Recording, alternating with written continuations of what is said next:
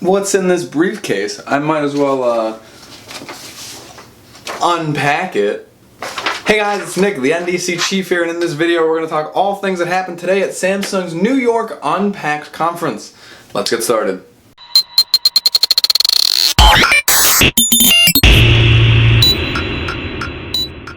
First things first, the Galaxy Note 5 was revealed, and it's everything it's all cracked up to be. The same beautiful metal and glass body that we saw on the Galaxy S6 is transferred over to the Note 5, and just like I predicted in the video last week, links of course are going to be in the description, there is no expandable memory and no removable battery. So the Note 5 is packing a similar octa-core processor to the Galaxy S6, however this time it is combined with 4 gigs of RAM as I predicted last week, as all the leaks suggested, as we pretty much knew for the last couple of weeks.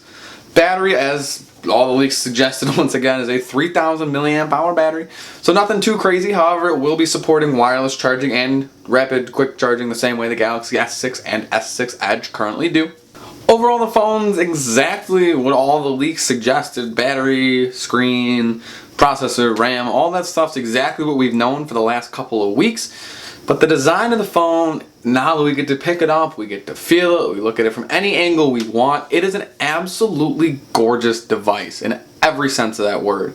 The metal chassis, the glass body, the curves, all of it looks absolutely phenomenal. I love that Samsung's finally coming around and making premium looking and feeling devices. That's such a wonderful counterpoint to what Apple's been doing, trying to have this one-of-a-kind, super premium, aluminum, like glass, metal, all this wonderful package that Apple's been doing for a couple of years now. Samsung's finally going toe-to-toe with it and putting out just as premium looking and feeling device. Note 5 wasn't the only phone that Samsung put out today. They also put out the S6 Edge Plus, which also sports a similar 5.7-inch display to its twin brother now, the Galaxy Note 5. However, the S6 Edge Plus will not come with the S Pen that makes the Galaxy Note the Galaxy Note. To that point, the Note does have some new features with the S Pen now. You can take the pen right out of the phone and write onto the screen itself while the screen is still black and take notes like that. So right away you can take down a quick note and not worry about it. Kind of cool, not having to unlock the phone, anything like that. Definitely an interesting feature. The phone is available for pre-order across all 4 of the major United States carriers, AT&T, Verizon, Sprint, and T-Mobile. The phone itself will release on August 21st, and that is when we'll be able to get our hands on a Note 5 and or Galaxy S6 Edge Plus. Also teased at this event was the Samsung Gear S2. One of the crazier smartwatches we saw a year ago, which had the wide curved display and could make phone calls from it. You looked like a spy / Power Ranger. However, this time around looking for a more traditional kind of look with a circular face and just the same sorts of functionality.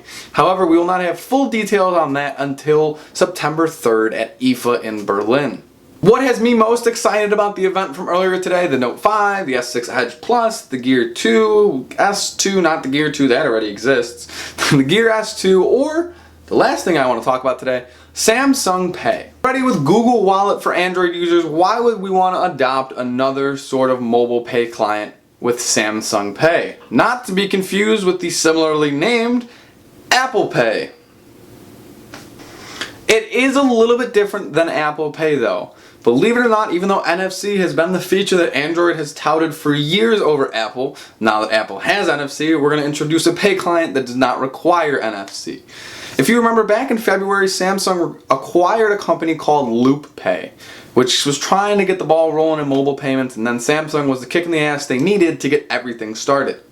You're going to be able to use the Samsung Pay option in a lot more places than you would be able to use with Apple Pay. Believe it or not, you do not need NFC to tap the phone to the POS pad or the credit card reader, whatever it is, in order for the phone to make the payment. It has a magnetic technology similar to the cards you already have in your wallet. It will be in the new phones that will allow you to use far more terminals than you ever could with Apple Pay. However, similar to Apple Pay, only the latest Samsung devices are going to be able to have this feature, so S6 Edge, regular S6, S6 Edge Plus, and the Note 5 for the foreseeable future. The phones are coming out in the end of August, on August 21st, where we're not going to see Samsung Pay until the middle of September. They're saying about September 18th for that feature to go live here in the States. There's yet to be any true testing in the wild, so it'll be definitely pretty interesting to see just how well that actually works. Because they say it can work with just about virtually any card reader you can swipe your card on, you're going to be able to use Samsung Pay on. If you have an S6 or an S6 Edge, you can still use Samsung Pay, like I said. You're just going to have to download a software update when that comes out in the middle of September. As we head into the last quarter of the year, we're going to see the cell phone market heat up with the Note 5 and then the iPhone conference coming September 9th. With that in mind, Samsung moved forward their Note 5 conference this year. Usually they debut it at IFA and then move forward from there with their Note conferences. However, they've set their own Unpacked event a couple weeks before IFA, so that way they could get the big buzz around Samsung before anyone is talking iPhone. Because if they were to do it at IFA, scheduled September 3rd, you would have about a week of buzz surrounding the Note, if that, all the anticipation of the big Apple event coming only a couple days later. So they moved it forward a little bit to try to get us, people like myself, and you fellow nerds as well, talking about the Note 5, and it looked like it worked. Links down below are going to be some additional pictures and articles about the Note 5, and I want to talk to you guys about one last thing. I want to keep the conversation going. So in the comments down below, or at Twitter, at the NDC Chief, feel free to tweet me as well.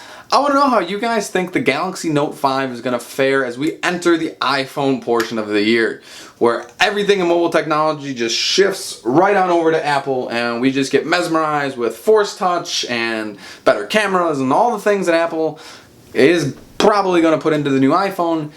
Is the Note 5 going to stand a chance against the iPhone 6s Plus, whatever they're going to call it? I want to hear from you guys. Make sure you guys throw a big old thumbs up down below and subscribe if you have not, because I promise to you, Internet, that on this channel, the NDC Chief, I'm going to keep you guys in the loop of all things mobile technology. There's a lot of rumors, there's a lot of leaks, there's a lot of official releases, there's a lot going on, and sometimes it's hard to keep track. So that's what I'm here for, to make sure you guys know what's going on in the world of mobile tech. You guys know the deal. It's the NDC Chief. I'll see you guys next time. What do you think about the Galaxy Note 5? Let me know.